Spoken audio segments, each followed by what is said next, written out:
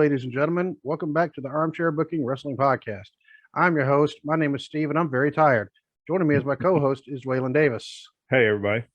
Are you tired, Waylon? No, not too bad. I've been better about wearing my CPAP mask the last several nights, so I've been feeling better. I went through a phase where I would just like flop down on the bed and just go to sleep, and I wouldn't put my mask on, and then I was just wore out the next day. So I'm feeling all right today. You know, I have my appointment with the doctor in April, and then I can maybe ask him for a CPAP mask, and then it'll be another 3 months before I get one. Yeah. But in the meantime, I got the little bongo things that go up my nose, and I didn't put them on the last 2 nights. Same thing. I just kind of just out. So, yeah. And this morning, like I was telling you before we started recording, I had to get up at around 4:15 because it's that time at work. Mm-hmm. It's the hurt time. We are preparing for stuff. So, but it's not going to stop us from having a good show. Right. Exactly. We always work around things. I mean, that's just life's always going to throw something at us. So we just got to. Yeah, it takes a lot to make us cancel a show, like illness. Actually, illness or family obligations or things like that, or still being at work. Yeah. that's always kind of a showstopper. Because you know what? I think next time I will start bringing my laptop to work, and I'm just going to do it there. So they may come in there and go, "What are you doing?" I'm doing a podcast here. Doing a podcast. You knew. Yeah. But they all know about the podcast anyway. And part of that is because where did I put it? Because every day when I'm at work, I have this with me. There you go. And I also have this. And I don't know where the mask is, but it's here somewhere. But if you would also like one of these, go to tpublic.com/user/armchair-booking-podcast. And you can have your very own shirt. You can have your very own cell phone case. You can have your very own travel mug along with normal coffee mugs. And actually, somebody actually told me at work, I said, "Man, you need to get one of these mugs." I said, "They're actually really nice." And he's like, "You know what? I think I'll get one." He said, "Can I get it off the same site that I got the shirt from?" He was actually our first customer. Awesome. And he's the only one who's probably ever going to have a shirt that actually has the black background before I was able to make it transparent. Right. He's the only one. And I told him, "Hey," I said, "you have a one of a kind, so take care of it." So I don't even have a shirt like that. I need to actually put it back on their order shirt, so just so I have it. And then then pull it off again. Yeah. I did actually order another shirt the other day, but I ordered the one with this logo. Yeah. With the white letters red. And then another shirt, a regular one on top of that to give to somebody. Oh, okay. Yep. So, so every once in a while you got to do that, especially if it's somebody that can boost a show. Right. But as a continuation for our last show, we were talking about the Bumpy Road to WrestleMania. I've actually got a lot of good feedback from that, including from the Hillcast. Hillbilly Hill. Yep. His podcast is fantastic. Yeah, I listened to an episode earlier today. Yeah, it is really good. Yeah, tell me the dude doesn't have you laughing. He does. Because he is #1 in Antarctica and MySpace. I mean, and it's an award-winning podcast. And the dude, he does a really good job at it, and he doesn't do like I do and just stutter over words. I mean, he just gets into it, and even as funny as what he is, he also has some really good points. Yeah, he really does. Yep. So definitely go listen to him. And I don't even know his real name. I just not thought about that. You would think that eventually we would. Yeah, I mean, yeah. But the Hill Truth. That's the name of it. I was called the Hill Truth. But awesome podcast. Go check it out. And another podcast, which also gave me some feedback, of course, is Jay and Trey podcast, also known as TNC Sports Talk. Justin actually texted me and he had some questions. He had just listened to it or watched it. He actually might do both. Because he's actually mentioned, like when the commercials about when I have to go in and add them, and I try to get it to where it's not going to cut us off talking. Right. And he said, a couple times you cut off Dwayne. I'm like, oh, I didn't mean to. You know, and it's like it wasn't intentional. yeah, I was like, it wasn't intentional, especially when somebody else tells me, you know, I could sleep on a cloud made of Dwalen's voice. So, I mean, you know, if there's ever going to be a compliment, that's got to be like the top of the list. That's the compliment. Yeah. Yeah. But but yeah, Justin, he actually sent me some questions, and what he wanted to know is, he said, would Roman and Brock be a better match if it was inside a Hell in a Cell? And I said, you know, I said, I honestly don't think so. It's because Brock isn't known for long matches, and Hell in a Cell matches usually go a while. Yeah, they usually go pretty well. I mean, Roman would be up for it. Roman would be okay. I mean, Roman would be fine. He's been in some lengthy cell matches before, but yeah, I agree with you about Brock. I don't think those stipulation matches are. I mean, honestly, I was surprised he was in the chamber, but of course, you know, he was the last one to come out and did his, you know, 2.5, 3 minute thing, and then wins the match. So now I will give him credit though, because the Hell in a Cell match he had back in 2002 with the Undertaker was a really good match, and it went, you know, it went a while. But that was 2002 Brock Lesnar. 2022 Brock Lesnar is not going that long in a match, right? And I think really that the cell would hinder them, based on like more so for Brock. Roman would be fine, but for Brock, I think it would hinder him on with his style on what he would be able to do. And you know, he even said, you know, the story goes back around to getting back, and Roman and Paul, and both of them would be in that cell, so no one could run.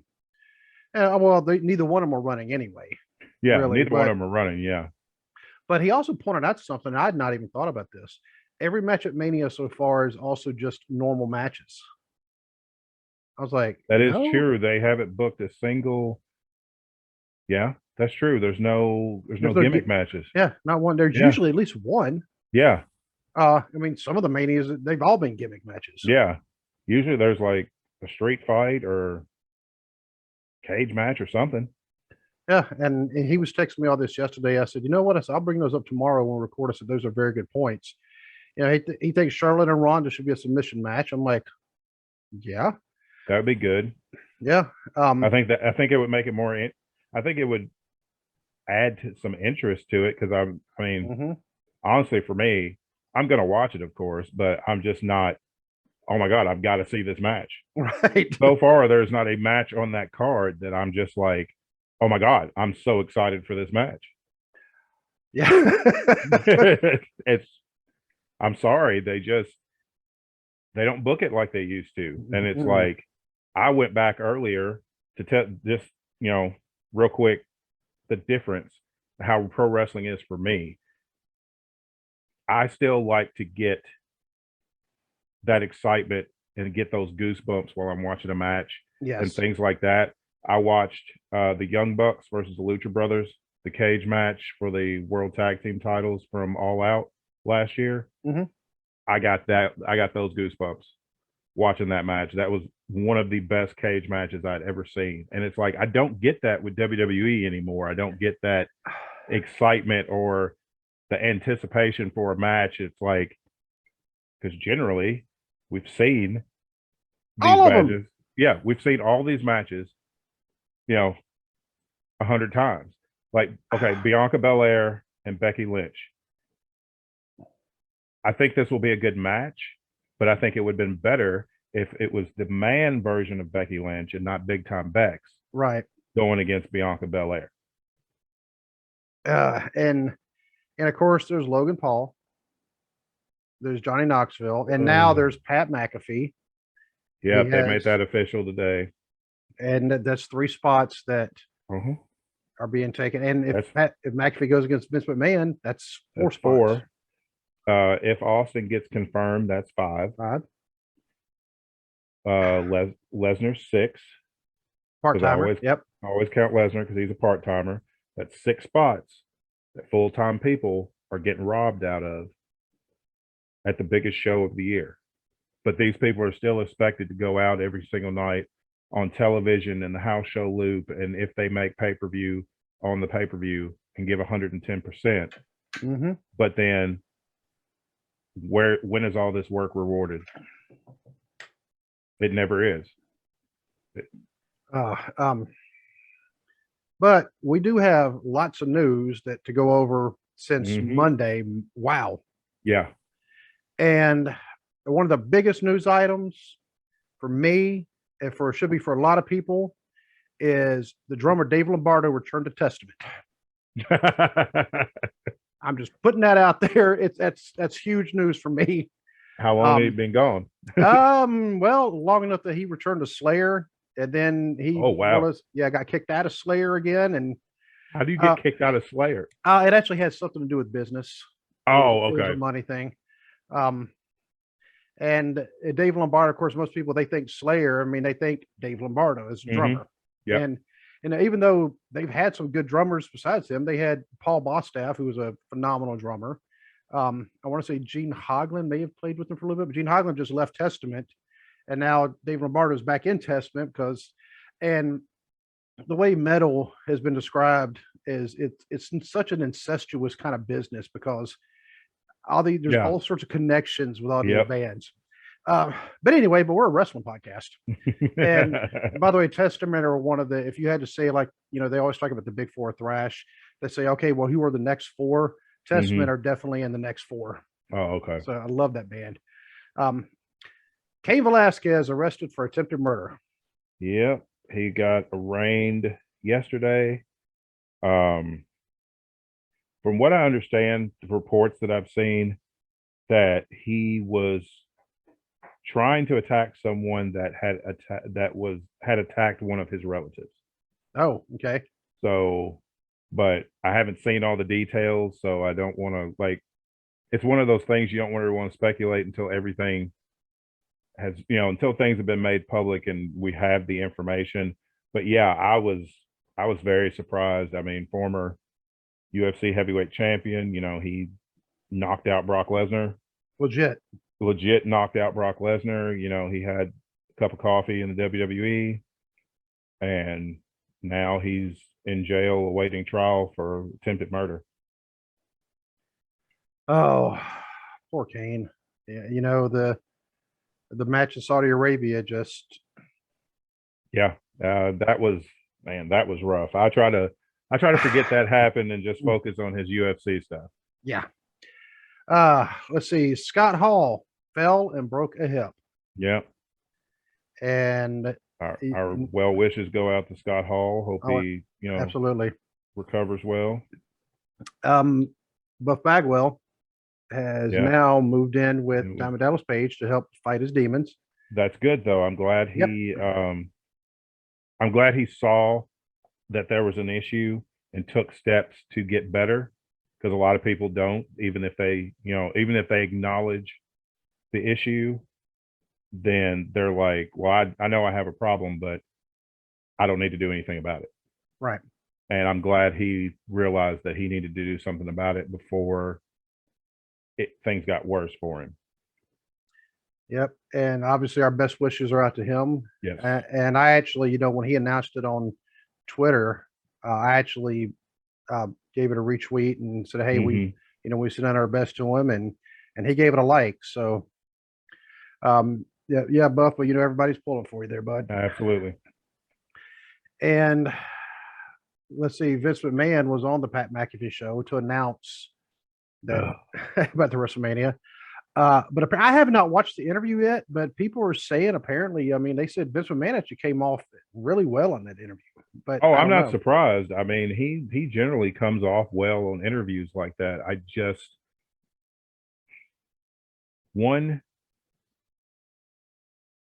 Yes, Pat McAfee had a much better than expected match in NXT against Adam Cole a couple years ago.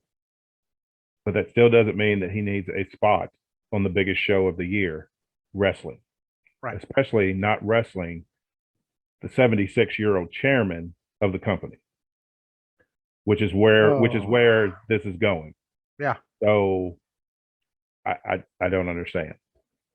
And then, there's no reason for it. There's not even a real story. It's like Vince goes on the show and then books a match on a podcast. Yeah. It's like, I mean, Um, I guess that's how we're doing our wrestling now. We're just literally not how we do, no. but literally booking a WrestleMania match on a podcast. But all that going on, that's not even the biggest news story of this Nope. week.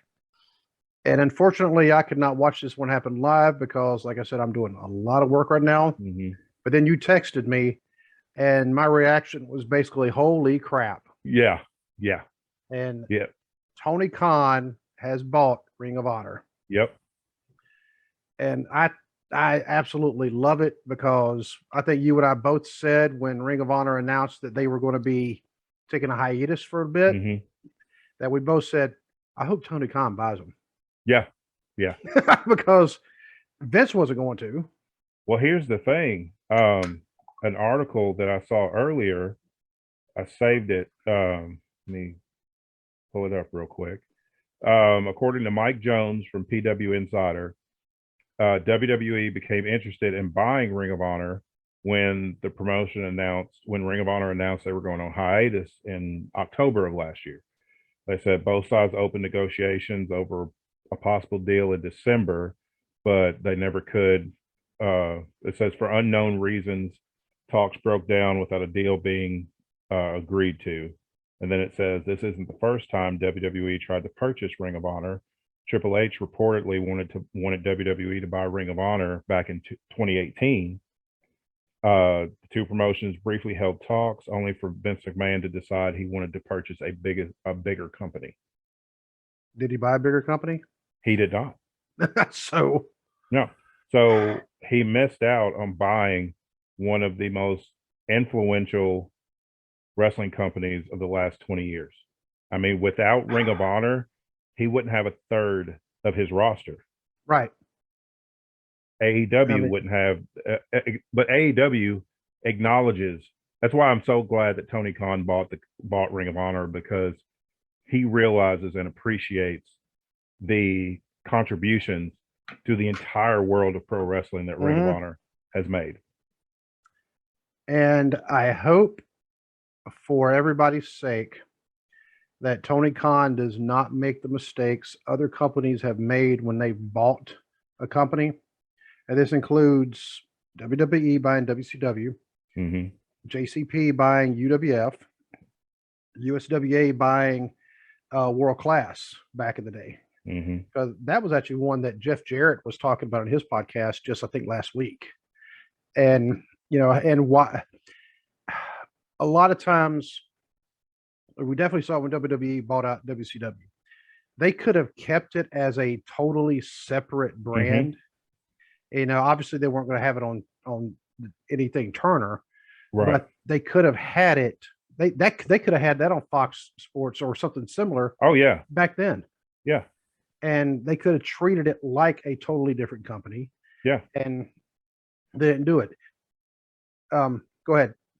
Yeah, because they were even thinking of having like WCW as as a separate brand, and then instead of going ahead with that, they let the one match that they had between Bagwell and Booker T determine once that match wasn't well received, then they just scrapped the whole idea, instead of just, okay, that was one match that the fans didn't receive well. We can still go ahead with this. We have the roster to do so. And then it got to where, so they go from that to like, oh, well, now we're just going to bury WCW and use the invasion thing to just bury everybody. And that one particular match, and where was it? It was in California, wasn't it? I think so. So it was in somewhere that was traditionally thought of as being WWF territory anyway. Yep. And so they put them in front of fans who, for lack of better anything else, they've been telling the fans, by the way, WCW are our enemies. They're absolute garbage. Oh, look, we just bought them out. That shows how garbage they are. Now we're going to put them in front of you. Yeah, and they put them in front of people that aren't familiar If that was a pro WWE audience, they're not going to be familiar with WCW guys, Right. unless they were older fans who grew up like we did watching, watching both or watching everything we everything. could. Yeah. Yeah. But the newer fans, they weren't going to know anything about WCW because like you said, they were always told WCW was the enemy. So they're not going to seek them out if WWE is telling you don't watch them, they're terrible. And that's one of the things that AEW, they they do some backhanded jabs at WWE without actually calling them out by name, Mm, but they don't bash them that hard. They'll bash certain people, yeah, but and they're not like don't watch WWE. They're right. just like, and I personally I'm good with the jabs because at least they're acknowledging that, oh, there's this other big company out there. They're Mhm. not just pretending that there's not a whole world of wrestling going on around them. They acknowledge the fact that we are part of this, not isolated from it. Right. And they've also always acknowledged, hey, there's another company called Ring of Honor. And this is before the Mm-hmm. hiatus started. Oh, Yep. there's also Impact. Oh, there's also Game Changer. Oh, there's Yeah. also what's some of the other ones that they have some connections with? Let's see. They've mentioned New Japan because they've had people Mhm. from New Japan come over. Like you said, GCW, Impact. Don't think. Well, I think they've had some NWA people on. They've had I was actually going to ask if they yeah. had because I wasn't sure. They've had NWA people, but they've been more on Dark and Elevation. But they still acknowledge all these other companies out there. And Ring of Honor, like they will give you, like when Brody Lee debuted, not Brody Lee, uh, Well, Brody King. yeah, Brody King. When he debuted, they acknowledge the fact PWG, that's the other one that they Okay. acknowledge because they acknowledge the fact Excalibur said live on air, he's like, they're the reigning, PWG tag team champions, Malachi Black and Brody King. And he acknowledged the fact that Brody King is a former Ring of Honor World Six-Man Tag Team Champion. So, they acknowledge other companies and wrestlers' history with other companies. And one of the things that, well, I don't think this would be really possible anyway. Like when Jim Crockett bought UWF, Mm-hmm. I mean, I was actually excited because I've been reading about UWF. Oh, this used to be Mid South, and they changed their name to UWF. Mm-hmm. And this big old fat cowboy dude, Bill Watts, he's he's the one who's supposedly in charge of everything, and but he knows wrestling really well, and and look at all these stars they have down there who we already knew, like Yeah. yeah, Terry Gordy and Dr. Death and Yeah. Terry Taylor. Terry Taylor. Yeah. And then they had these new guys named Rick Steiner and this other guy Yep. that used to tag with the big muscle bound dude. His name was Flash, but I think he's changed his name to Sting. Yeah. And You had him. You had Hot Stuff Eddie Gilbert. yeah, Missy Hyatt was there because she was with Eddie Gilbert at the time, and it's like you've got all these stars, and it should have been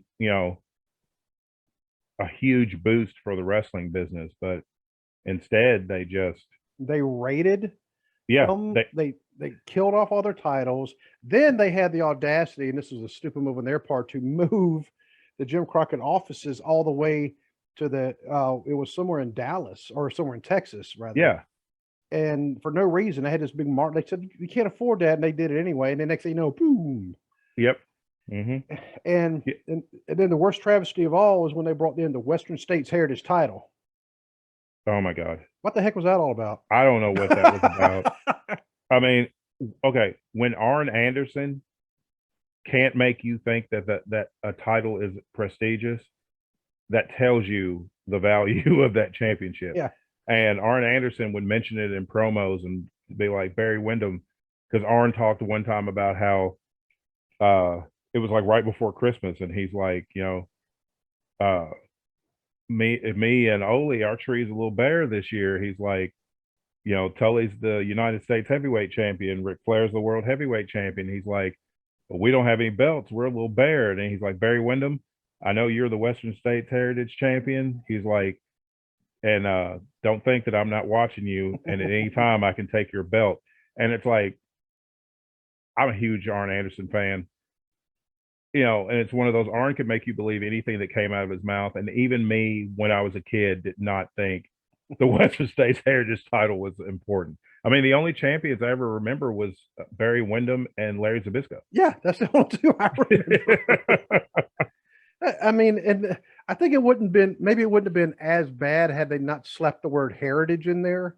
Yeah, it's like you couldn't have come up with a better name than that. It's like, how about just Western States champion? Oh, okay. Yeah. No, Western States Heritage champion. What? Yeah. Like you got it at a family reunion or something? And plus it was not a good looking belt. So no, it wasn't one that was going to stick out. And like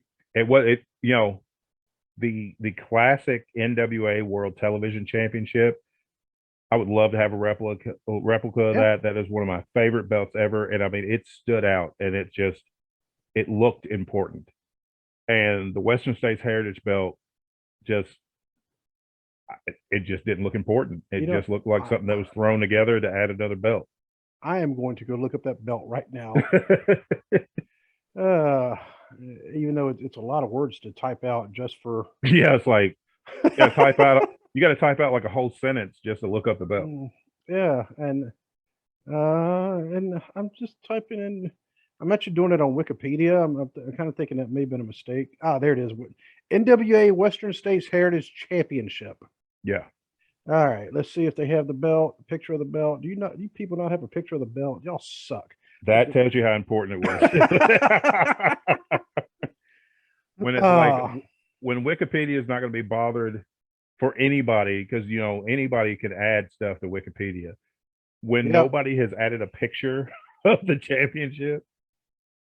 Western States Heritage Belt. There we go. Let me images.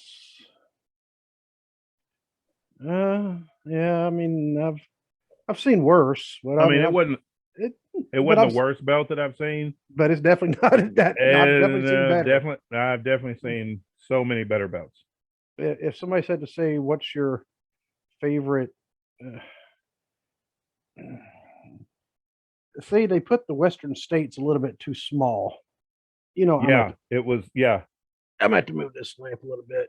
There, you can kind of see it. Mm-hmm. Yeah, it's compared to all the other belts in the NWA at that time, that one stood out for all the wrong reasons. And that one I think came out not long after Big Gold.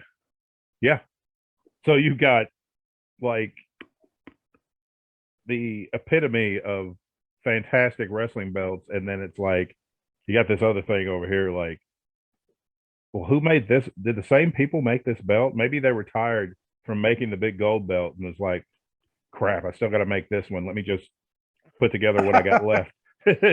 You know what? They may have been making like a new United States belt, and they had like all the states carved out, and they dropped it accidentally, and the Western states broke off, and they're like, you know what? Screw it.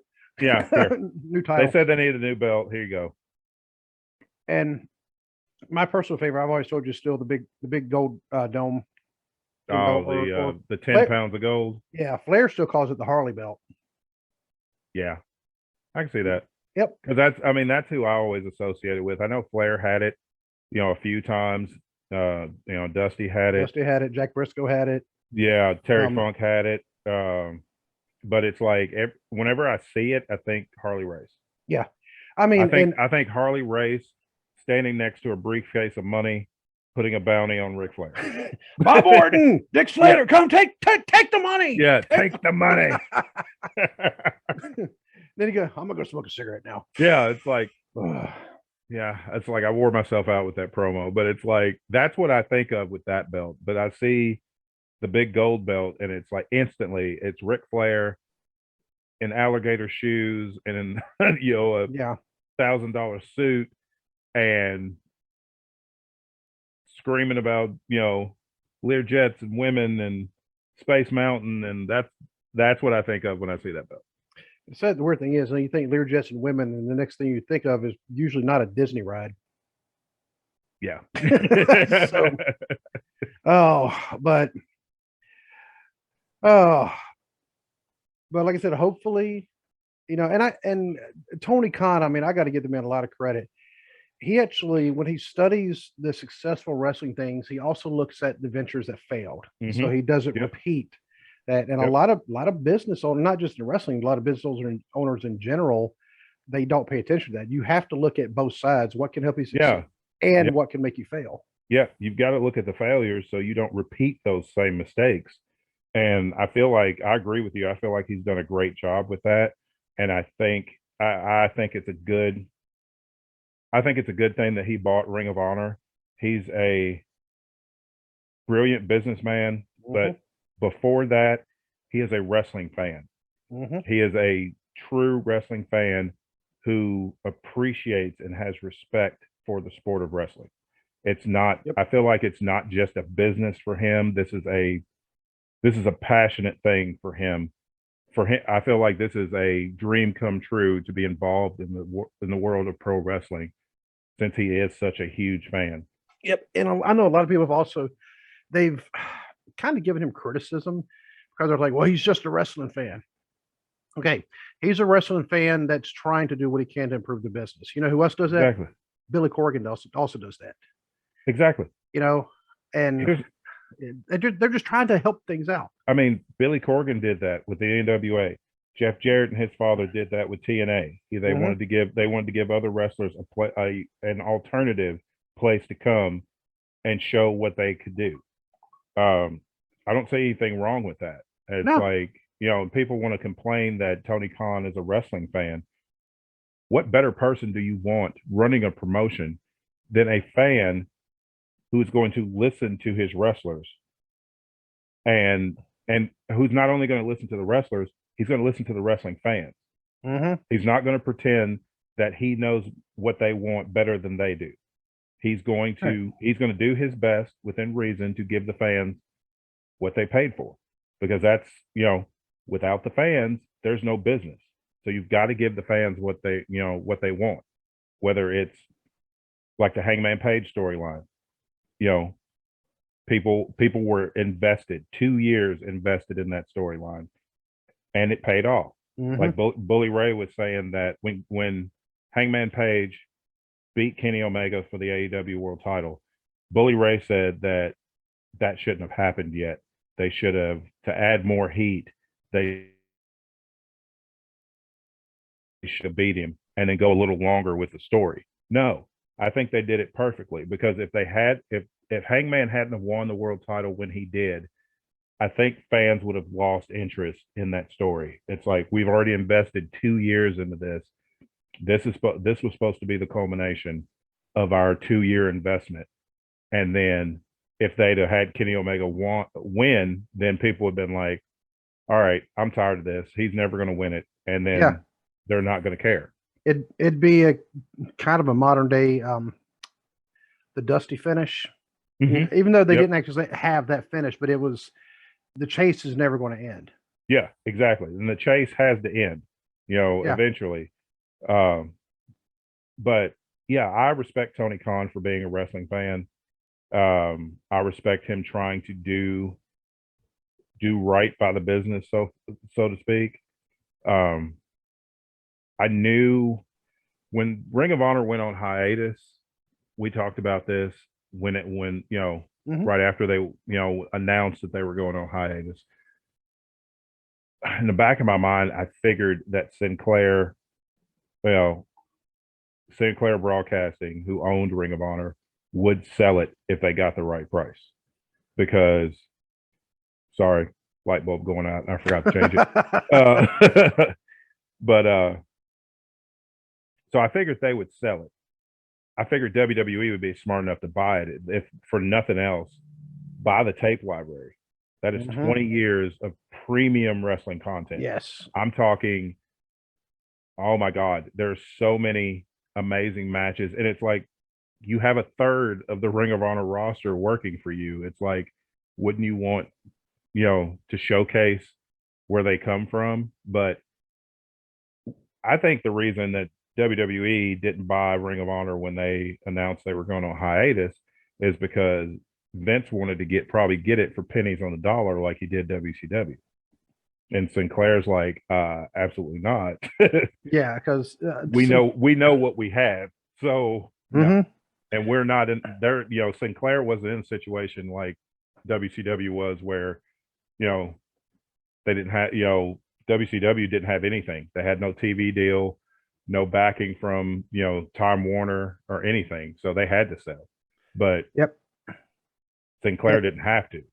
Right, because Sinclair didn't hate Ring of Honor. No. Whereas the new Turner folks hated WCW. Yeah, they hated all things pro wrestling. It's funny. They hated all things pro wrestling, but now everything's come full circle. And pro wrestling is back on Turner programming. Yes, because that was one of the things that I had read. It wasn't that long. Well, I guess a few years after WCW was sold to Vince, was Turner was like, "Oh crap, our viewership is dropping." Yeah, because that was a huge. They were built. The Turner Empire was built on wrestling. Yeah, even before he started CNN and the headline news channels, it was pro wrestling. He built his fortune with pro wrestling, and they didn't see the value in it because, once again, and I'm not one to play victim, but I'll say I like wrestling. I shouldn't be looked down upon because I like wrestling. Exactly, and once again, it was a bunch of corporate people with no concept or no experience with pro wrestling deciding what happens with a wrestling company. Right. And that never works. Right. Ever. And the Sinclair group, I mean, they did recognize they recognized that they couldn't keep it. Yeah. As much as what they wanted to. Right. So they, I mean, to them, I mean, they just went ahead and they started like, you know what? Please take care of our baby for us. Yeah. And I respect Sinclair because, they allowed Ring of Honor to pay everybody through the pandemic. Yep. And that nobody got released. Nobody had to take a pay cut. There were no missed payments, anything. But everybody got paid, and I respect that.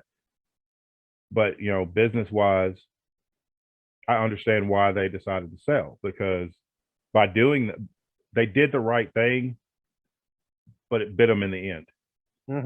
And so, they did the smart thing and they sold it. Tony Kahn did the smart thing and bought it.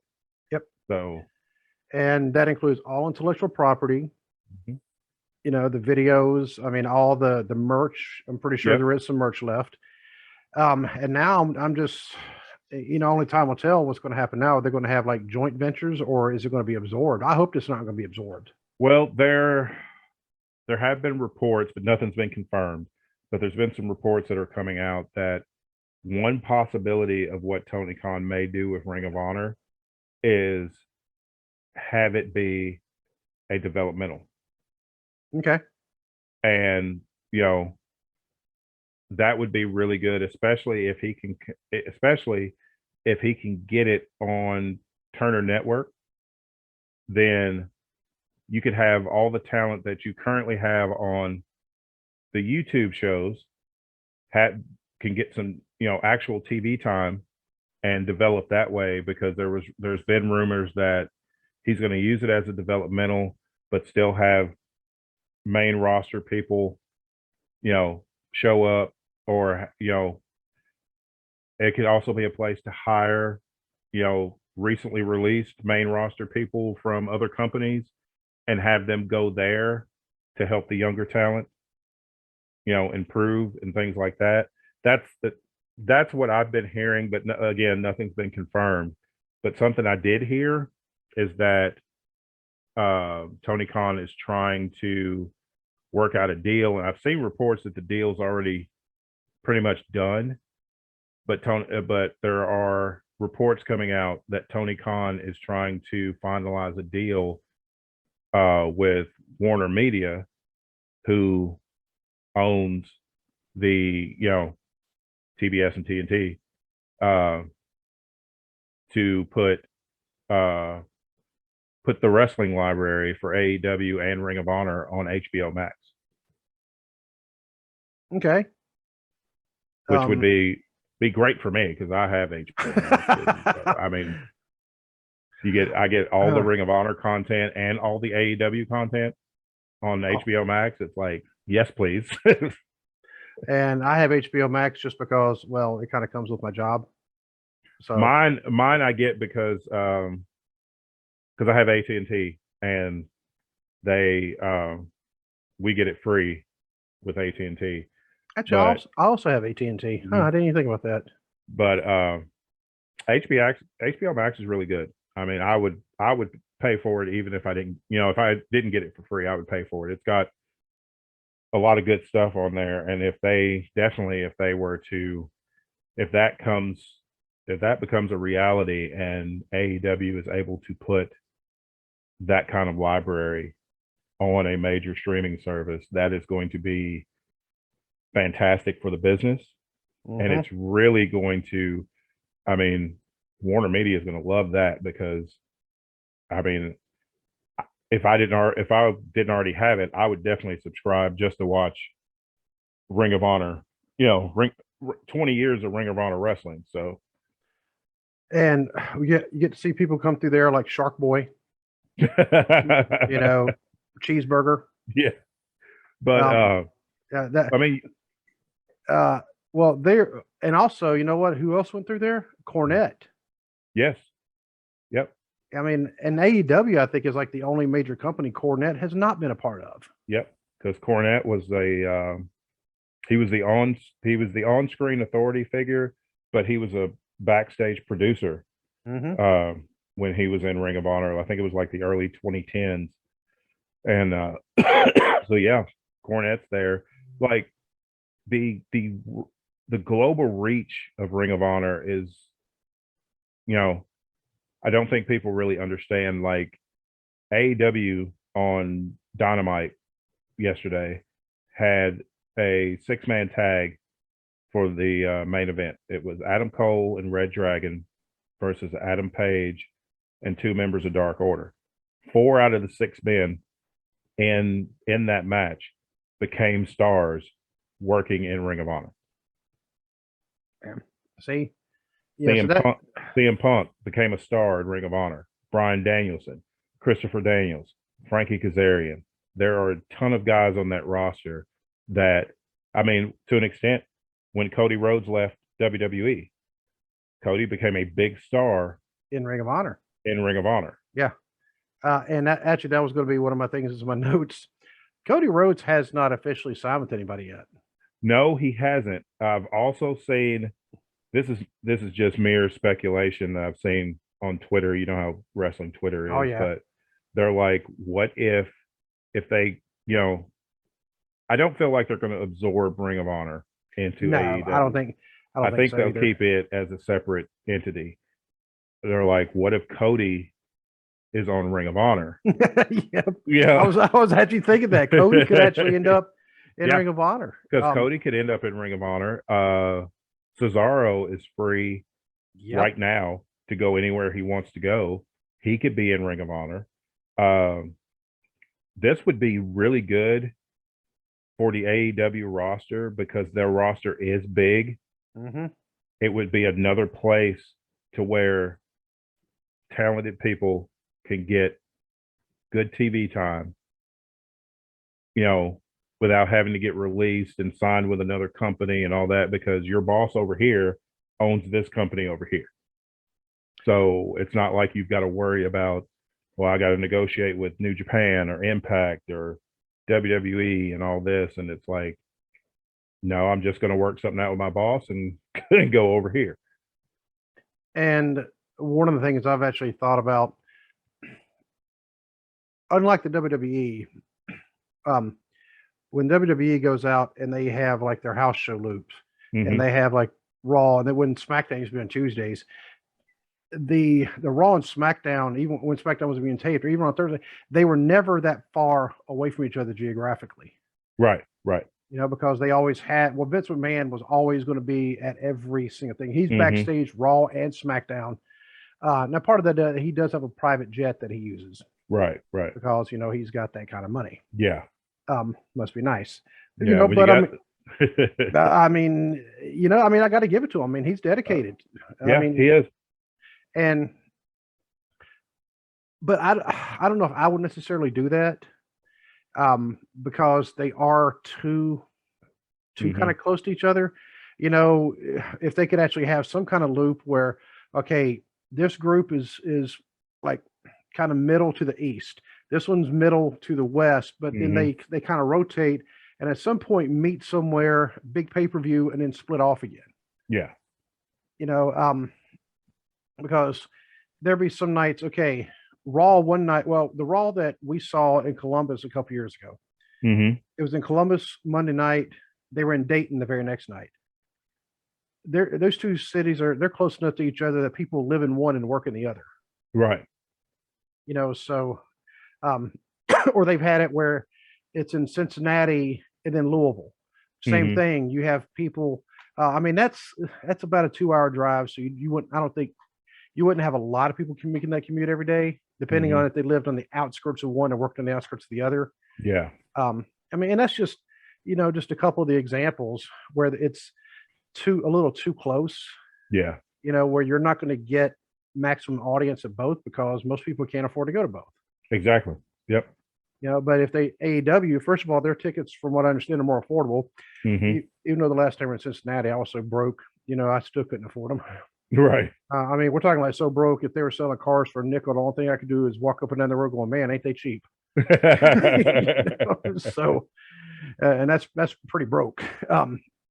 But so I missed when AEW was in Cincinnati. I really hope to make it the next time, because I'm not going to drive all the way to Indianapolis. I mean, I'm a little bit too old to be driving 2.5 hours and had to drive back. I missed them when they were in Nashville. I think it was week before last. I didn't realize they were going to be in Nashville, and then I was watching the show, and I'm like, oh. So hopefully next time they're in Nashville, I can make it. Yeah, and but if they do that, like I was saying, kind of, if you were to look at it on a map, you'd see kind of a rotating kind of thing. But at some point meet somewhere, even if it is in Jacksonville or Chicago or wherever, because they're pretty big, probably because of Punk, but yeah, I'd say they are the game in Chicago. Yeah. And obviously in Jacksonville, they're it. Now Orlando, probably, that's hard to say. But up Northeast, that's probably more WWE. You start going down a little bit, they'll probably lean more towards AEW. Yep. Around here, everybody just loves wrestling. Yeah. So, and that's really, I mean, I think that's how it should be anyway. We're wrestling fans, and I don't necessarily prefer one company over the other, even though I will say right now, I think AEW's product is better than WWE's. But I still don't hate WWE. Yeah, I don't hate WWE. It's just, I'm not gonna lie, it's hard to watch sometimes. Yeah. Actually, more than sometimes, it's hard to watch. For me, I guess growing up watching NWA in Mid-South and things like that, AEW has more of that stripped down feel to it. And the way they approach matches and the way they approach storylines and just the overall feel. Yeah, they have some pyro, they have some fireworks or whatever, some flames when like the Lucha Brothers come out, but it's not that overly, what's the word I'm looking for? Overly polished. Yeah, that's it. It's not overly polished and everything. It still has some of that just grit to it that old school wrestling used to have. And I appreciate that. And I think that's why I'm gravitated more now to AEW. I mean, I still watch WWE, just like I watch Impact. I watch New Japan when I can. Pretty much anything I can get my hands on, I watch. But for the style of wrestling that I like and for the respect that they have for the history of pro wrestling and just the respect for wrestling as it is. I mean, the announcers actually call the moves in the ring. Mm-hmm. That just little things like that. They even made the 3-man commentary booth work. Yeah. Which I've always hated a 3-man commentary booth, but Excalibur, Tony Schiavone, and Jim Ross, they just gel well together. And between the three of them, there's 100 years worth of wrestling knowledge there. Mm-hmm. And they give you that wrestling facts. And you've got Excalibur, who honestly, for me, for his role in commentary, he's the best out there right now, because he gives you the wrestling history. He calls the moves in the ring. He does his promotional stuff where he promotes the upcoming shows and pay-per-views and things like that. But he never goes overboard with it. Right. And then you've got Tony Schiavone and Jim Ross. I mean, two of the best to ever do it. I'd say that's all you have to do is just say their names. Exactly. Yeah. And I mean, Jim Ross alone, Jim Ross could pull a Joey Styles and do it by himself and keep you entertained for a 2-hour show. I mean, he's forgotten more about pro wrestling than most wrestlers will ever know. Yeah. And, but it's like all three of them have the respect for the business. And I know some people, we've talked about the language at times and things like that, and I get that there's kids in the audience. Not every parent is going to be okay with things like that. But for me, that just kind of goes with the grittiness that they're going for. It's like they're not going way over here like original ECW, but it's like they treat it like a sport and they treat it like a fight. Mm-hmm. And it's like, they don't treat it like, oh, well, we're telling this colorful, story that just happens to have these athletes in it. It's like, no, you have you have two women who either are fighting over a championship or fighting just because they don't like each other, and it's a fight. Or you've got the same with two men or two tag teams. This is a fight. There are stakes on the line, whether it's contendership, moving up in the rankings, which I love that they do the rankings and things like that. It's just the whole product is just, for me, it's like a love letter to 80s wrestling, and everything's just fantastic. And Tony Schiavone on his podcast, I think he came out today. I know I listened to it today when I had the chance to. And he was actually talking about Excalibur. Mm-hmm. And some of the times when certain moves are done that kind of originated maybe in Mexico. Yes. And we know them by English names, but he'll say the Spanish name if it's a luchador doing it. And Tony just asked him, he said, out of curiosity, why do you switch names up? He said, I think it makes more sense when you do have like a Mexican wrestler in there doing the move to actually call it by its Spanish name. Yes. I've noticed that he does that with the Lucha Brothers. He does that with Andrade. Yeah. I've even noticed there are things that he does that with Malachi Black, because Malachi Black, has a very well-rounded style from, all different types of wrestling. And there's been a few moves that Malachi Black's done that he's called the Spanish. Excalibur has used the Spanish name for that move, especially if it's something that originated in Mexico. Right. Of course, actually, Malachi Black, his wife is Puerto Rican, but that may be, I don't know if that's the other reason for it, but we just have to mention Selena Vega. I want to see her come to AEW. Yeah, because I know they re-signed her. She's half of the women's tag team champions, but they're wasting her because they're not doing anything with her. I mean, how are you a champion and barely on TV? Right. I mean, that's another one of the cases that we've been talking about. It's like, here, have the title, shut up. Yeah. And nothing against Carmella.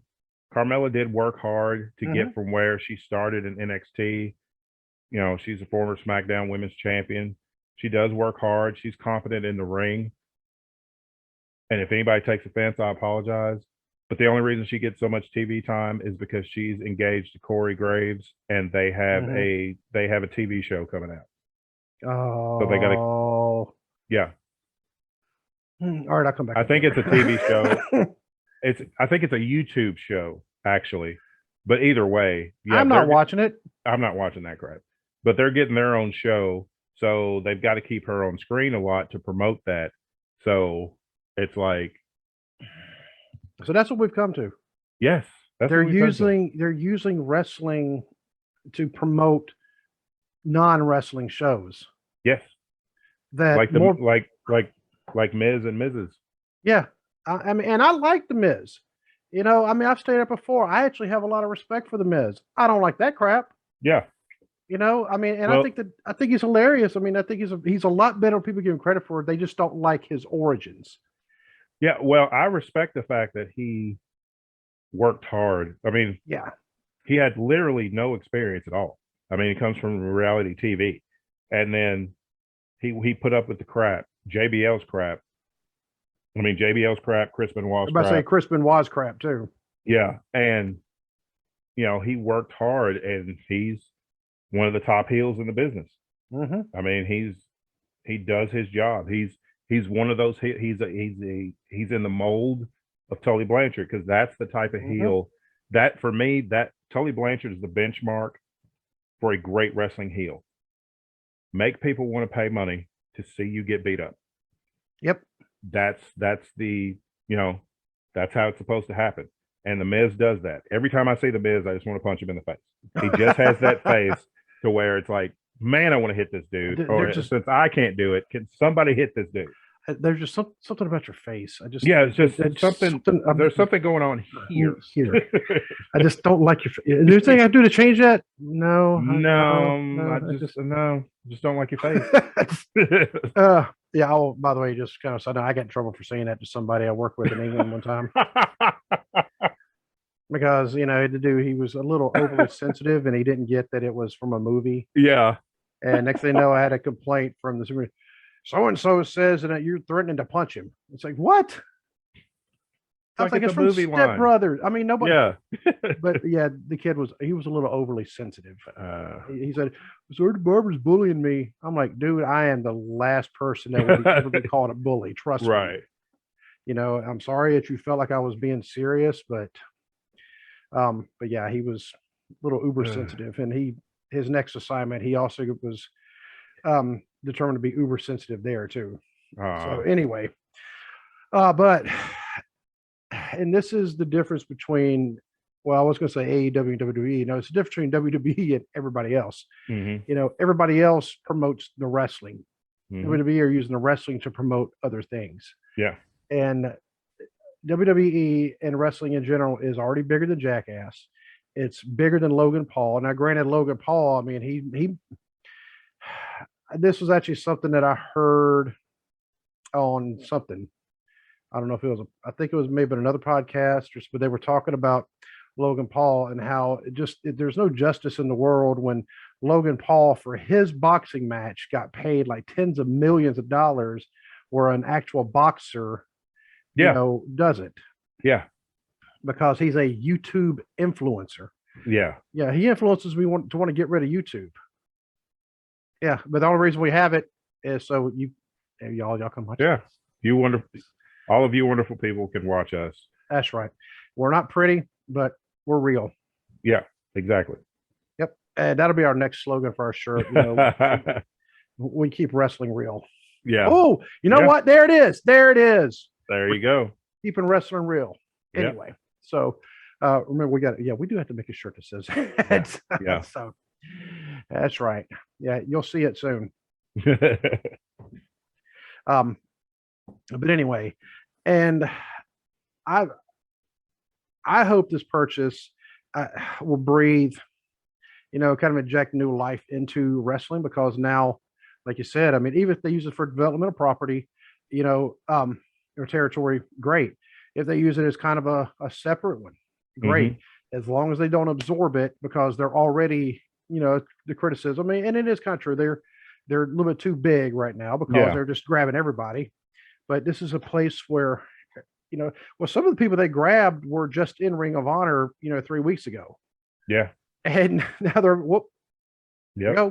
I mean, Jay Lethal's in ring, and Jay Lethal's there, Brody King's there. Yeah.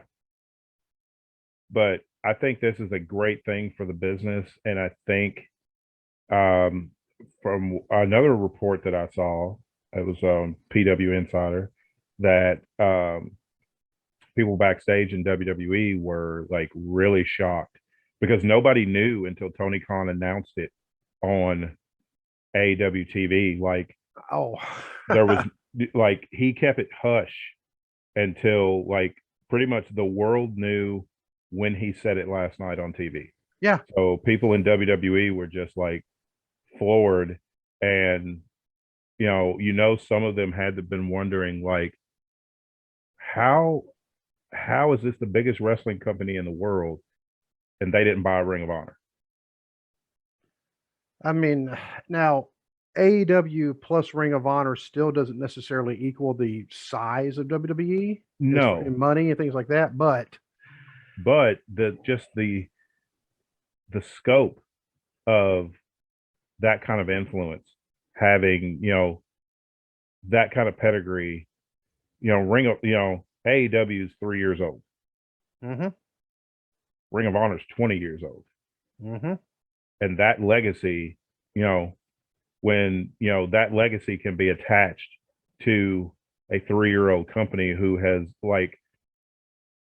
put out by far probably the best wrestling product out there, especially for the last year or so. And it took them, a new company, it took them a little while to find their footing, but they win the demographic every week. It's like, obviously they know how to book their wrestling, and to be able to attach themselves to 20 years of some of the absolute best wrestling you will ever see. Like, from the first match, I mean, like, the first main event was Christopher Daniels, Low Ki, and Bryan Danielson for the Ring of Honor World Title. I mean, that's 3 Hall of Fame wrestlers right there that were in the first main event. You've got the Briscoes, who were there honestly before Ring of Honor was even a thing. They were there like when Ring of Honor first opened its doors, before they ever set up a wrestling ring. The Briscoes were there. Greatest tag team that they've ever produced, and that does nothing but make AEW look even better, especially to wrestlers who wanting to come into the business. And it's like, can I go here and wrestle instead of over here? Like, I think I'm gonna pick these guys over here. The one thing they might have to watch, because I can see Vince McMahon being just this petty, is him filing an injunction saying, well, this violates monopoly laws. And that's going to, I mean, it'd be tough to prove, but either way, he would put it out there. I could see him being that petty, but then all that's got to do is Tony Khan's got to come right back and be like, well, didn't you do the same? Didn't you buy Evolve? Didn't you raid the British wrestling scene didn't you literally hire every wrestler that became a free agent on the independent scene and keep them just so nobody else could have it? Yep. And monopoly laws, this is actually something that I did not know. And and this is actually before I went through my classes for my MBA, but it actually helped me because I already knew it going into my classes for my MBA. But right. When the company I was with was potentially being bought by another company, in which eventually they did get bought by a totally different company. But part of the reason why the first one fell through was because one company was going to own more than 30% of that particular industry. And that's what the legal definition of a monopoly is. Right. Of course, I'm thinking a monopoly means you own majority, which is more than 50%, but whatever.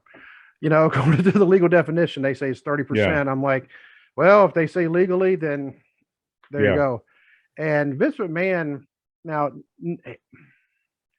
I don't want to play devil's advocate and try to defend him, but he owns, I know at one point he did own, I mean, he had probably a good 90% of wrestling. And that was after WCW folded. Obviously, Impact was not a thing yet. Ring of Honor was not a thing yet.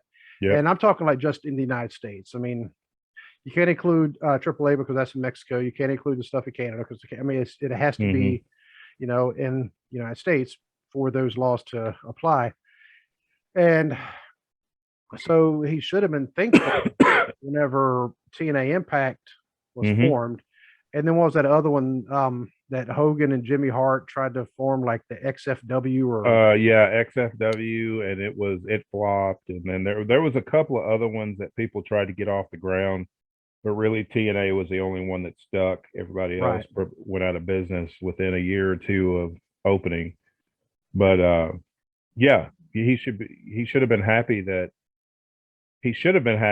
other companies, started TNA, Ring of Honor, things like that. But he wasn't, because for like, a year, he was the only game in town. And I think he enjoyed being the only game in town. It's like, well, if you want to wrestle in the United States on a big stage, you had to go to WWE because there was nowhere else to go, because, he bought WCW, absorbed it.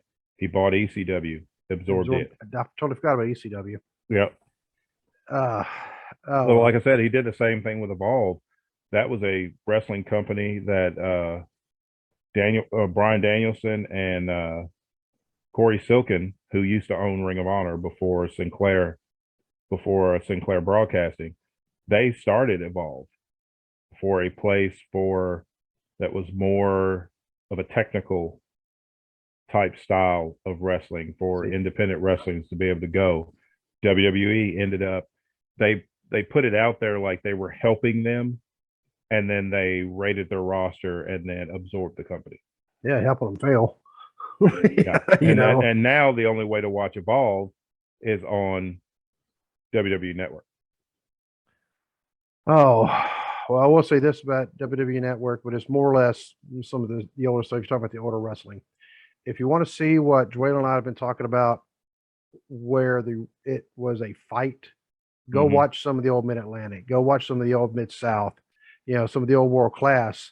And when they came out of the ring, I mean, they all looked like fights. It didn't look choreographed. It didn't look like everybody. I mean, it was fight. I mean, it wasn't glossy. It wasn't. They didn't spend like $10 million on pyro and all this. It was just. I mean, there was some flash. You had your flares and things like that. They were flashy. But once the bell rang, it was a fight.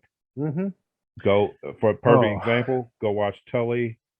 Go watch Tully Blanchard and Magnum TA. And the I Quit match. Yeah, I Quit match in a cage. In a cage for the United States title. Yeah, and now that was the same night as the Rock and Rolls and the Koloss, which was also a fight. The next year was the Rock and Rolls and the Andersons. Yep. And that one, I mean, we talked about Ole Anderson, how brutal he was. Yes. I mean, he's just taking Ricky Morton and just throwing him head first into the cage, watching him bounce off. And you saw Ricky's face go up against. I mean, there was no absorbing that. No. And those were actual fights. Yeah. And oh well. But speaking of old school, before we got to wrap this up, before I fall asleep because I'm exhausted. I managed to get myself some tickets to go see the show. I talked about it in Chillicothe, Ohio, on the 12th. And I also purchased a photo op with the NWO, 4 members of the NWO. Awesome. That's awesome. So, and it better be awesome as much as what it costs. Yeah, because I had to get 2 tickets because I'm taking my son.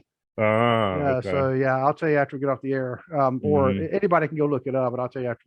Yeah, it was not cheap. Thank God for bonuses. Yeah.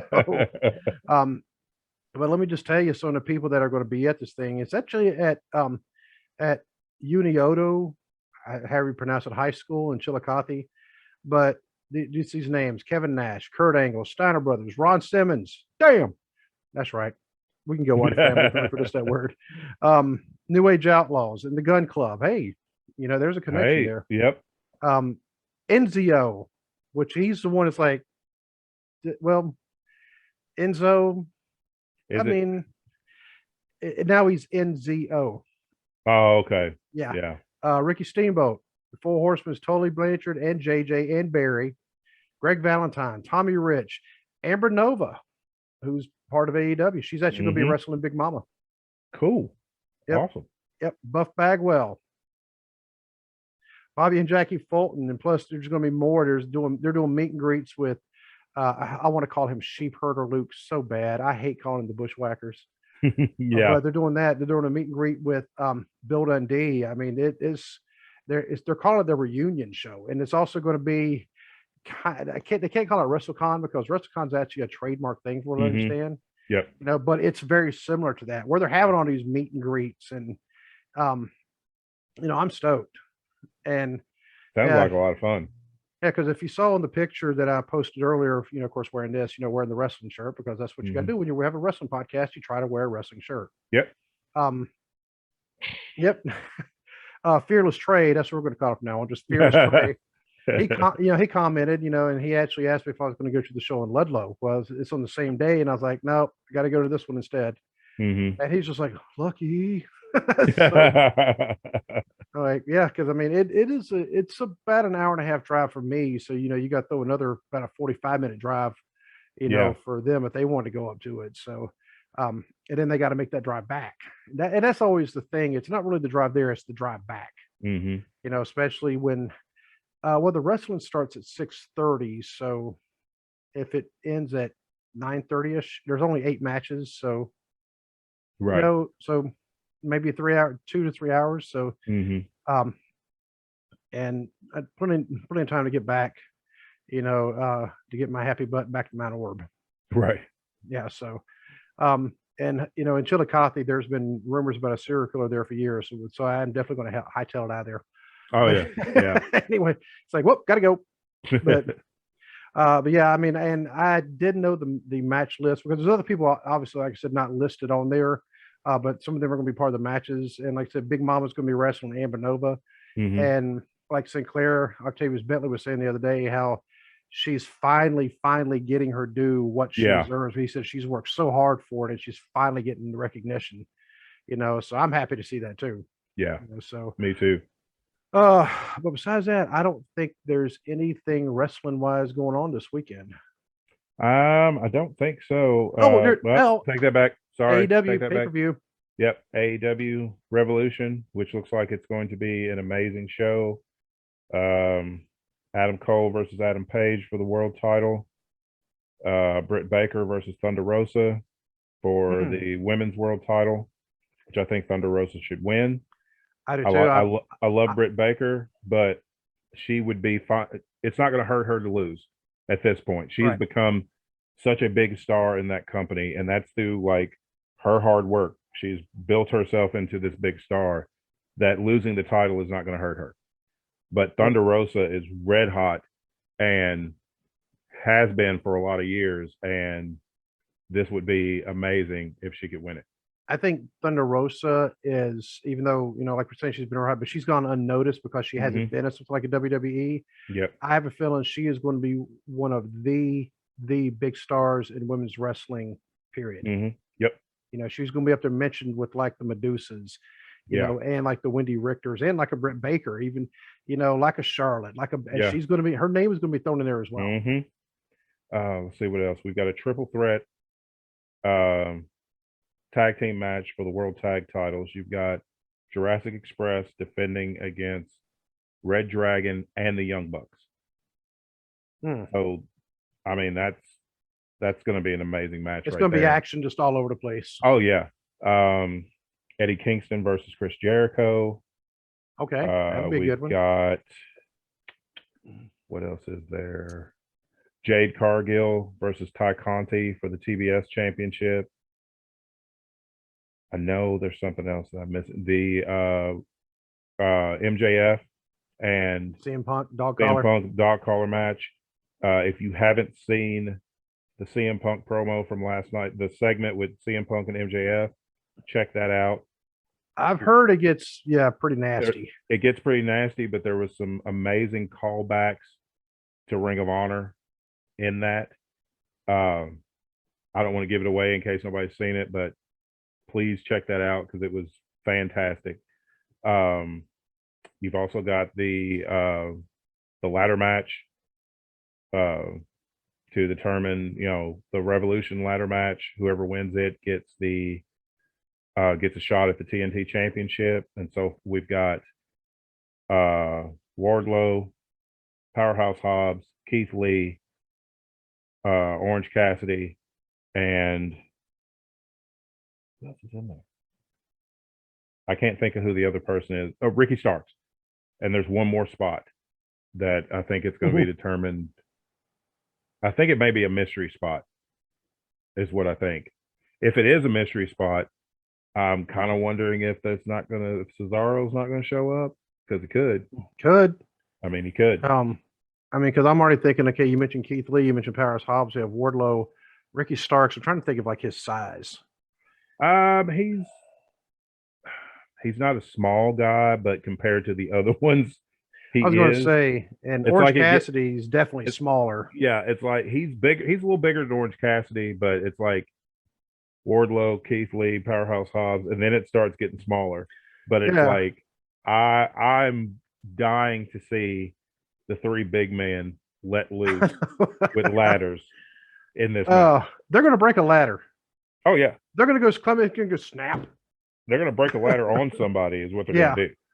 Keith Lee's just going to be beeling people across the ring, and and because he's going to hit somebody over the head with Orange Cassidy. Oh, probably swinging like a baseball bat. I like Orange Cassidy, but I mean, I'm always down for somebody using one person to beat up another person. Yeah, hitting a dude with another dude. Exactly. I would be unfamily friendly, but we've already done that once. Yeah, I know exactly what you're saying. So yeah, definitely. That's Sunday night or Saturday night? Sunday night. Sunday night. Okay.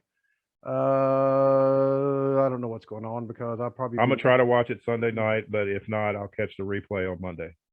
Okay.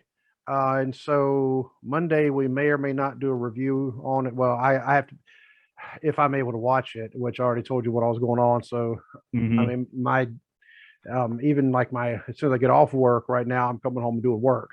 So tonight I didn't, because I actually got quite a bit done, but I'm also going in really early in the morning too. But yeah, and because my coworker, I mean, I got there at 6:20 and he was already there, and he had been there for about an hour. Yeah, so I mean, we're both just swamped right now, but I mean, it's that time of the year, so we kind of knew what was coming. So as long as we're being productive, that's always the good feeling. Like, if you're going to do this, make sure it means something. That's true. So but if you do something and nobody's looking, you're like, what's going on? But but anyway, I don't have anything else. I'm good. All right, like I said, go watch. Well, actually, go watch the Jay and Trey podcast, TNC Sports Talk. Go listen to them as well if you haven't already, and go listen to the Heel Truth. Follow them all on Twitter. You can find him, at Hillbilly Hill. Dude's funny. Dwayne heard him. The dude, he is absolutely hilarious. Jay and Trey always have a good time on their show, and they actually, I didn't watch it today because I couldn't. They had headliner Sean Evans on there. Oh, did they? Yeah, they've been trying to get him for a little bit, and they've been going a little bit of banter back and forth between them. Something happened where he he crushed one of their drinks or something like that, and so they've been having this running thing going between them for a bit. So. But I'll have to actually go back and when I get a chance to actually watch that with him on there. Right. And but besides that, definitely tell your friends about us, because you can always contact us at armchairbookingpodcast@gmail.com. You can find us on Facebook at facebook.com/armchairbookingpodcast. You can find us on Instagram also at armchairbookingpodcast. You can find us on Twitter at bookingarmchair. You can find us on TikTok at armchairbooking. You can find us on YouTube. Very obviously, you already know that if you're watching us on audio streams. You can find us just about any kind of audio platform you can think of, including iHeartRadio, at least half our shows. Actually, less than half of our shows now. Yeah. But it's there. I just need to kill it. I don't know how to yet, but I'll figure it out, because no sense of having just half the shows. And as usual, we're also being hosted by Block Talk Radio. And did I forget anything? Nope. All right, cool. You got everything. Yeah, I mentioned the shirts, not this shirt. By the way, you can get this shirt at prowrestlingtees.com. Figure I'd give them a plug too. So yep. And the FTW shirt, where'd you get that one? I got it from hottopic.com. Oh, there you go. Yep. See, we know where to get things. Oh yeah. But that's how you get a hold of us. That's how you buy our merch. That's how you buy their merch. And if we don't see you, God bless. Yep. God bless.